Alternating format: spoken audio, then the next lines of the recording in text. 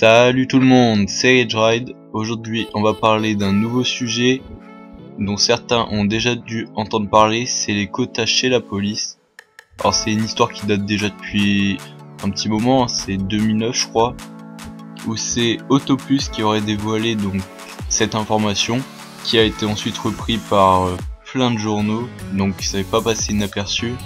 Donc apparemment, selon Sud-Ouest, chaque contravention dressée, peu importe laquelle, sont cumulées sous forme de points, et au bout de l'année, les points sont...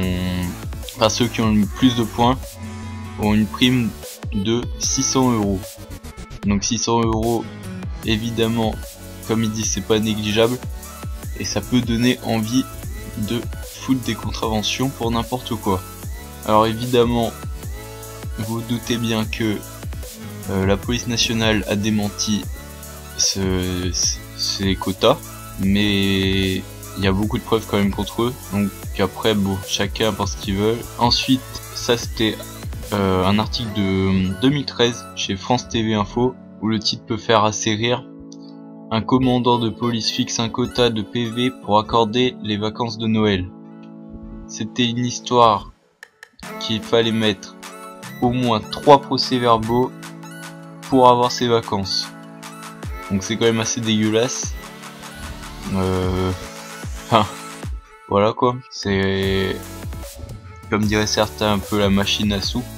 Donc justement, il y avait l'association 40 millions d'automobilistes qui ont déposé devant la Cour européenne des droits de l'homme une plainte contre l'État français pour cette histoire, où elle accusait une gestion abusive des PV.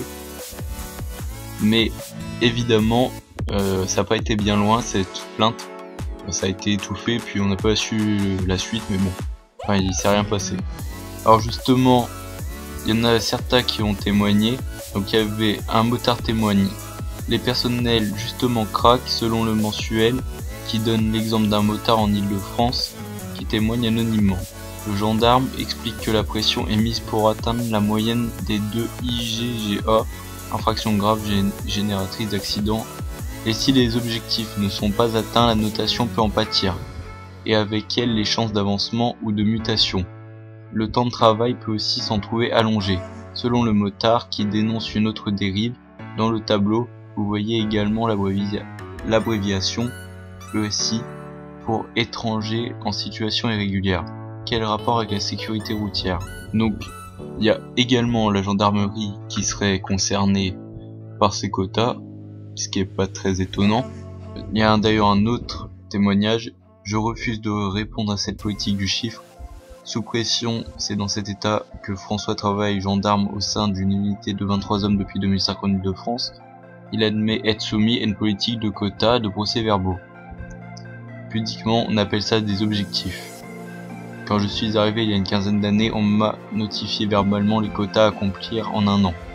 L'année suivante, notre commandant nous a remis une note écrite, indique le militaire d'une trentaine d'années, l'objectif à atteindre, une soixantaine de contraventions, ainsi que plusieurs tests d'alcoolémie délictuelle, c'est-à-dire avec un taux d'alcool supérieur à celui autorisé, ce qui entraîne une mise en garde à vue du conducteur.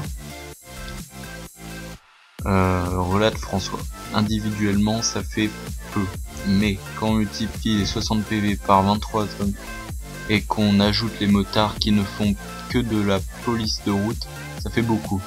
Surtout pour la population qui, comme nous, ressent aussi la pression.